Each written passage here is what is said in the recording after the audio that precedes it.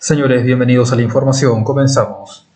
El bombardeo de las fuerzas rusas sobre posiciones ucranianas contribuye aún más al desgaste que están sufriendo estas fuerzas, ya que, como sabemos, la contraofensiva ucraniana solo está generando en un mayor número desgaste de sus mejores fuerzas. Hay que recordar que en semanas anteriores los medios pro-OTAN estaban haciendo de relevancia que los drones navales ucranianos habían golpeado al puerto de Sebastopol y que habían hundido o dañado hasta un submarino. Sin embargo, aunque esto puede sonar muy bien, para el lado ucraniano realmente tiene poca relevancia a nivel estratégico, ya que debemos recordar que los submarinos no van por tierra, ni los barcos van por tierra. A lo sumo, esto puede contribuir a aliviar el bloqueo naval que tiene Rusia sobre el Mar Negro y los puertos ucranianos. Sin embargo, esta presión que puede ser aliviada con este ataque incluso hacia un submarino ruso puede ser compensado por los rusos con la aviación o también con misiles de crucero o ataques de fuerzas especiales. Esto significa que los puertos ucranianos todavía pueden ser perfectamente bloqueados, impidiendo aún así la logística. Sin embargo, el material militar del cual realmente depende Ucrania pasa mayormente por la frontera con Polonia. Lo del Mar Negro sería una suerte de un alivio comercial, es decir, Ucrania podría exportar su grano con mayor facilidad. Sin embargo, el dañar un submarino o hundirlo y también un buque no significa que Rusia vaya a levantar el bloqueo. Y aunque, como dije, esto puede aliviar un poco la presión sobre el bloqueo a Ucrania en el Mar Negro, pues Rusia lo puede compensar con aviones y con misiles. Sin embargo, esto, más allá de una victoria táctica en el Mar Negro para los ucranianos, pues no representa casi nada, ya que no es estratégico, ni siquiera es operacional. Lo realmente relevante es lo que está pasando en las líneas en las líneas de trincheras, en las líneas defensivas, ya que Ucrania está empeñado casi al 100% en la contraofensiva, especialmente en la zona de Robotine, donde insisten en generar ellos mismos un pasillo que probablemente pueda ser fácilmente saturado por la artillería rusa cuando estos lo deseen, ya que Rusia sigue manteniendo las partes altas, mientras que por las partes bajas es por donde se está desplazando las fuerzas ucranianas en dirección a Vergove. Ahora, ¿por qué Rusia retrocede y permite que las fuerzas ucranianas sigan avanzando hacia Vergove? Y en lugar de enviar más refuerzos hacia la zona de Vergove, envía los refuerzos a los flancos, pues es obvio, Rusia desea que Ucrania se meta en un pasillo, en un corredor de la muerte. Simplemente Ucrania y el mando político parece que están priorizando las victorias tácticas para así venderlas como victorias espectaculares en Occidente y seguir ganando apoyos. Dejen sus comentarios.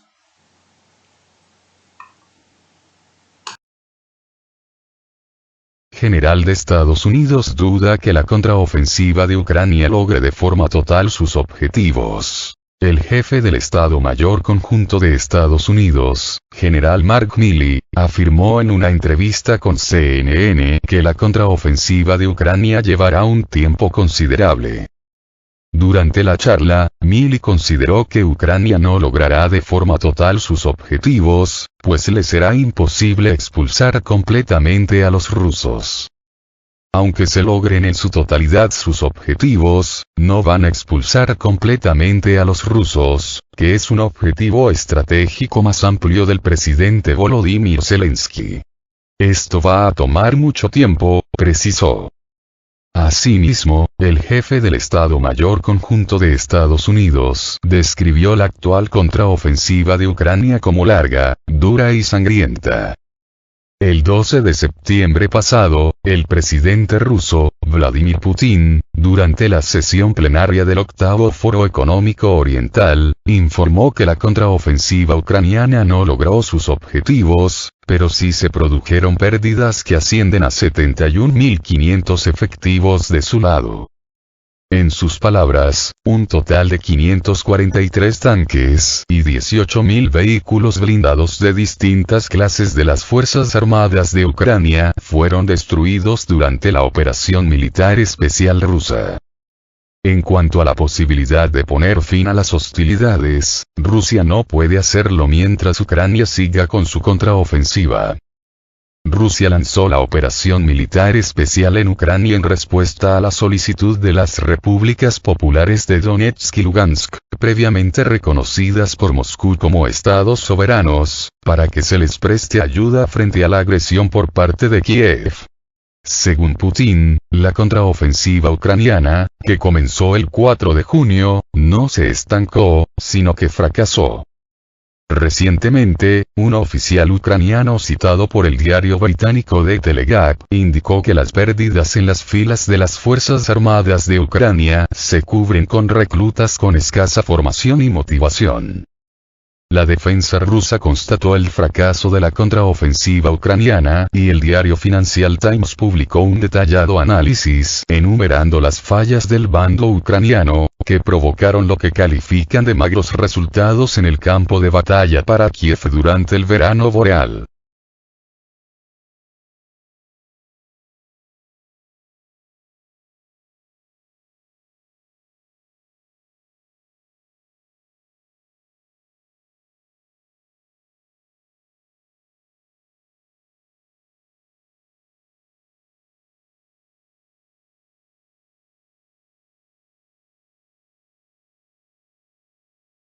Embajador ruso ante la ONU. Ucrania no logra implicar a países neutrales en su fórmula de la paz. Ucrania no consigue involucrar a países neutrales y organismos internacionales en la ejecución de su fórmula de la paz, dijo a Sputnik el embajador ruso ante la ONU, Vasily Nevencia. Por lo que respecta a las reuniones sobre la llamada fórmula de la paz del presidente ucraniano, Volodymyr Zelensky, Kiev sigue intentando sin éxito involucrar en su implementación a países neutrales y organismos internacionales, señaló Nevencia. El diplomático agregó que no hay indicios de que la ONU se haya implicado en estas discusiones, especialmente porque el secretario general Antonio Guterres ha reafirmado más de una vez en este contexto su adhesión al principio de imparcialidad y equidistancia. Nevencia sugirió contrastar con los hechos lo que Ucrania dice sobre el apoyo internacional al llamado plan de Zelensky y consultar, en particular, el texto de la declaración aprobada por los líderes del G20 en su cumbre de Nueva Delhi, el 9 y el 10 de septiembre.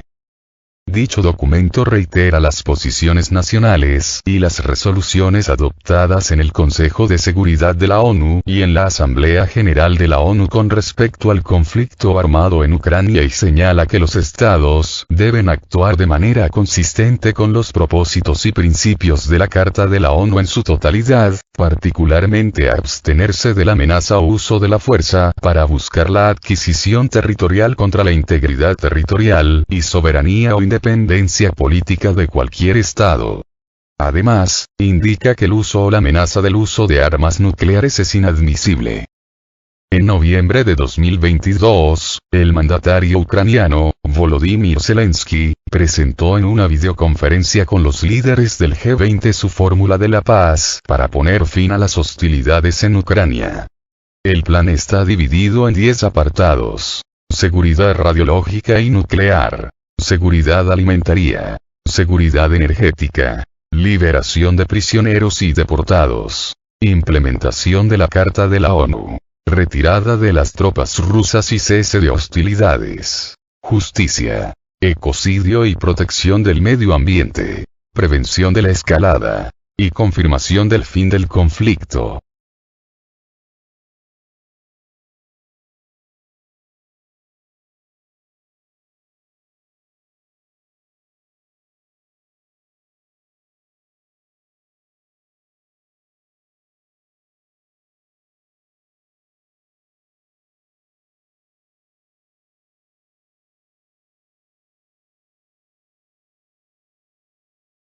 El acuerdo de granos. El secretario general de la ONU, Antonio Guterres, no dispone de instrumentos para resolver los problemas que derivaron en la suspensión de la iniciativa de granos del Mar Negro, dijo Nevencia.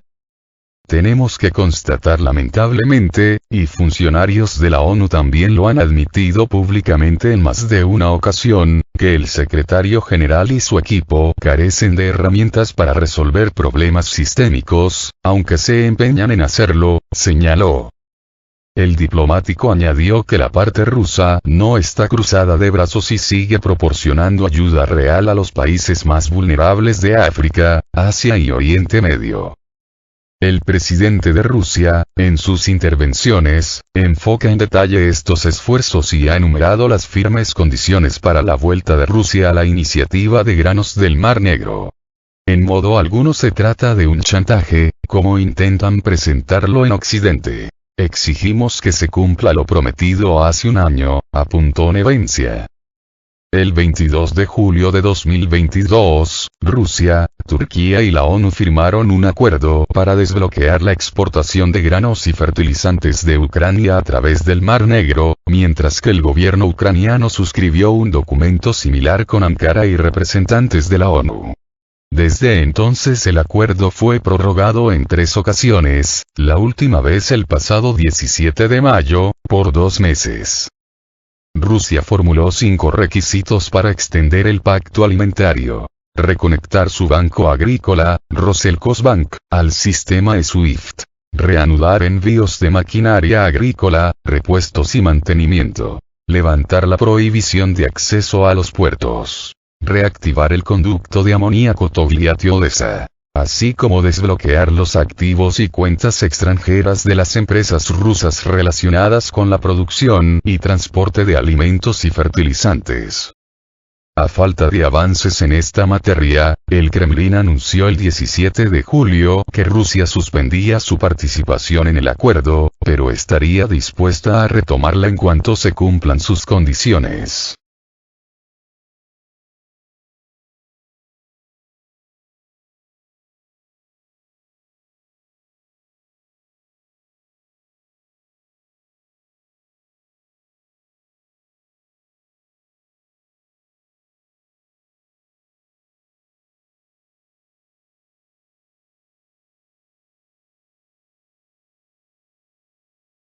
Las importaciones de fertilizantes rusos a Estados Unidos alcanzaron una cifra récord.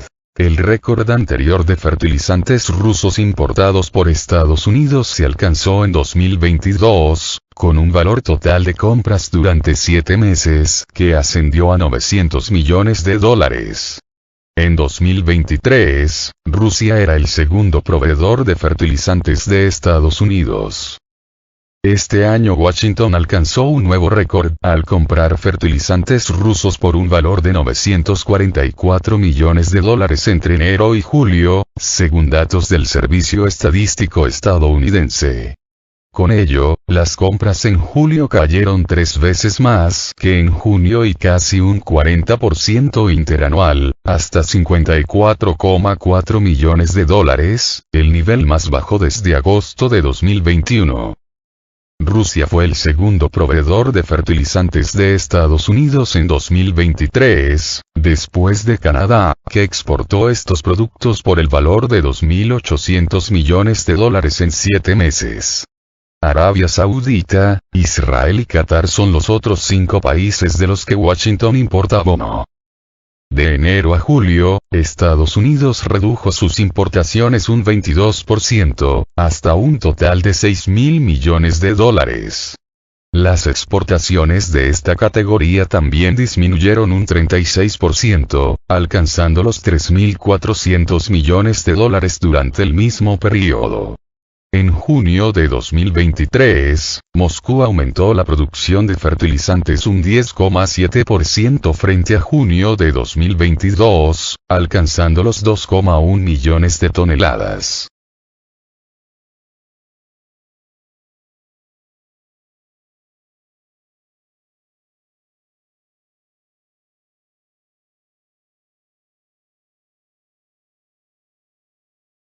ex analista de la CIA, teme que Estados Unidos entregue minibombas nucleares a Ucrania. Haciendo caso omiso de las repetidas advertencias de Rusia sobre los peligros de una escalada vinculados a la entrega de armas cada vez más avanzadas a Ucrania, Washington y sus aliados se han movido en los últimos meses para proporcionar a Kiev misiles de crucero de largo alcance, bombas de racimo y municiones de uranio empobrecido. El siguiente paso lógico de la administración del presidente Joe Biden a la hora de armar a Kiev puede ser dotar a Ucrania de minibombas nucleares, de acuerdo con Ray McGovern, exfuncionario de la Agencia Central de Inteligencia, CIA, por sus siglas en inglés. Nos estamos quedando sin municiones. El presidente dice vale, vamos a dar más municiones a los ucranianos, y sus asesores dicen estamos demasiado bajos. ¿Qué más tenemos? Bueno, no tenemos más proyectiles de 155 milímetros para nuestros obuses y demás, pero podríamos darles munición de racimo. Ahora les estamos dando proyectiles de uranio empobrecido. ¿Y cuál es el siguiente paso? El siguiente paso serían estas pequeñas minibombas nucleares. Se las daremos, si nos vemos obligados a ello, dijo McGovern durante una intervención en un podcast junto a Scott Ritter. El exoficial de la CIA expresó su profunda preocupación por el hecho de que muchos estadounidenses sigan preparados para ser llevados a un conflicto con Rusia, y acepten una posible situación en la que la administración Biden ponga las botas sobre el terreno en Ucrania en su búsqueda de debilitar a Rusia e infligir una derrota estratégica a Moscú.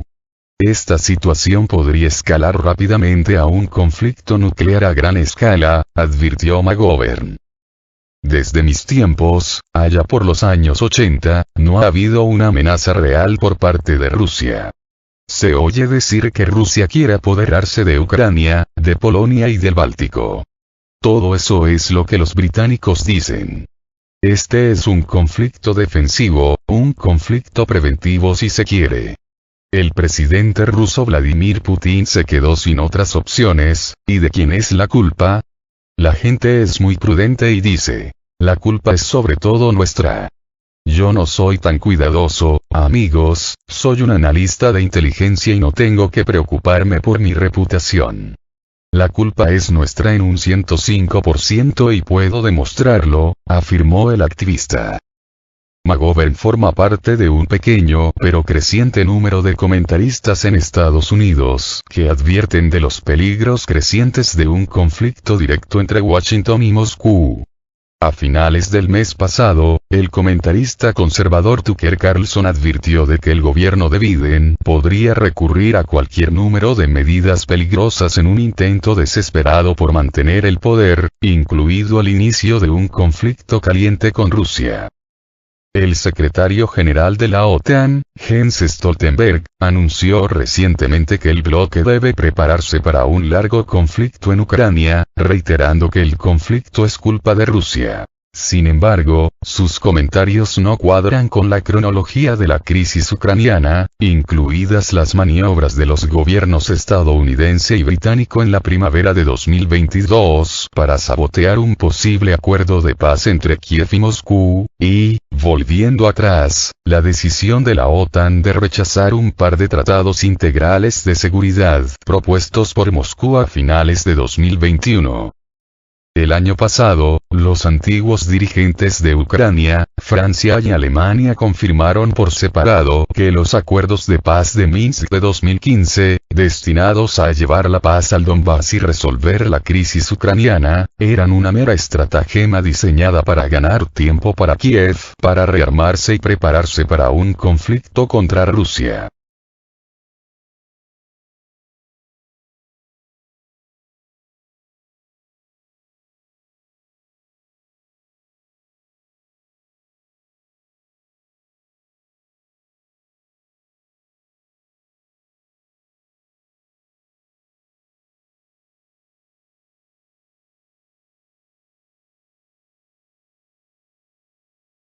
La Casa Blanca admite problemas con la contraofensiva de Kiev. El coordinador del Consejo de Seguridad Nacional para Comunicaciones Estratégicas de la Casa Blanca, John Kirby, dijo al medio británico The Telegraph que la contraofensiva ucraniana no avanza como Kiev quisiera. De acuerdo con el funcionario estadounidense, la contraofensiva de Kiev está logrando algunos avances. Sin embargo, reconoció que esta no avanza tanto y a la rapidez que Ucrania quisiera. ¿Va todo tan lejos y tan rápido como les gustaría a los ucranianos? Serían los primeros en decir que no, sentenció Kirby en la charla con el diario británico. El 12 de septiembre pasado, el presidente ruso, Vladimir Putin, durante la sesión plenaria del octavo Foro Económico Oriental, informó que la contraofensiva ucraniana no logró sus objetivos, pero sí se produjeron pérdidas que ascienden a 71.500 efectivos de su lado. En sus palabras, un total de 543 tanques y 18.000 vehículos blindados de distintas clases de las Fuerzas Armadas de Ucrania fueron destruidos durante la operación militar especial rusa. Durante la charla, Kirby también admitió que en el Congreso estadounidense hay algunas resistencias ante la ayuda financiera y militar que Estados Unidos sigue proporcionando a Ucrania en el margen del conflicto.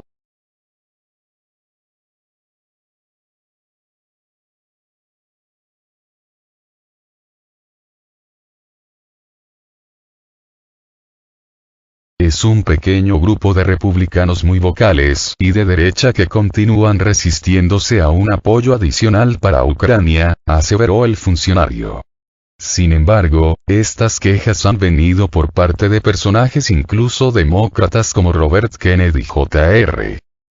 Recientemente el periódico The Hill consignó que un número cada vez mayor de legisladores republicanos, incluidos algunos de los llamados moderados, se oponen a más ayuda a Ucrania, según el reporte que fue realizado en base a declaraciones de varios asambleístas republicanos.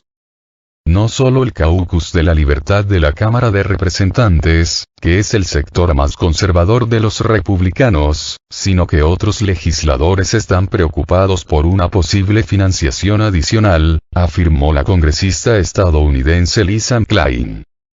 El Congreso votará una resolución antes de finales de septiembre para financiar temporalmente al gobierno y evitar un cierre, que implica la suspensión de servicios públicos no esenciales.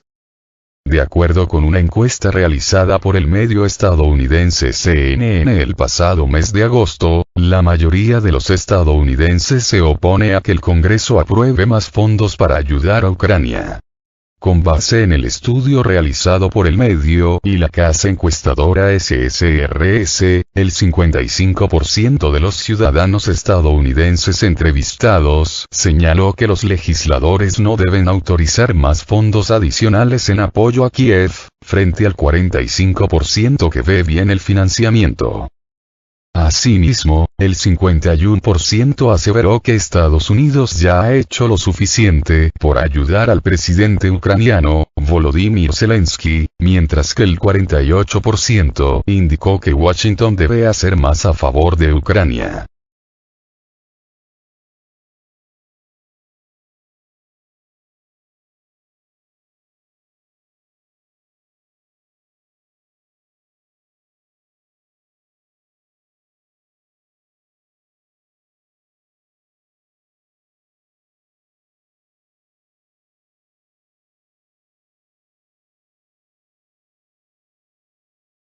Oficiales ucranianos revelan un problema creciente en las filas de sus fuerzas armadas. Las pérdidas en las filas de las Fuerzas Armadas de Ucrania se cubren con reclutas con escasa formación y motivación, admitió un oficial ucraniano citado por el diario británico The Telegraph. Un oficial habló en tono informal de cómo su compañía sufrió bajas en un ataque a través de campos de minas sin cobertura aérea. Admitió que los soldados que sustituyeron a los que fallecieron no tenían el mismo entrenamiento ni la misma motivación, señala el artículo. Los militares ucranianos se dan cuenta de que prolongar los combates 1 o 2 años más supondrá una grave carga para los limitados recursos humanos de Ucrania. La defensa rusa constata el fracaso de la contraofensiva ucraniana que se encuentra estancada ante las férreas defensas rusas atrincheradas a lo largo del campo de batalla. El diario Financial Times publicó un detallado análisis enumerando las fallas del bando ucraniano, que provocaron lo que califican de magros resultados en el campo de batalla para Kiev durante el verano boreal. Rusia lanzó una operación militar especial en respuesta a la solicitud de las repúblicas populares de Donetsk y Lugansk, previamente reconocidas por Moscú como estados soberanos, para que se les preste ayuda frente al genocidio cometido por parte de Kiev.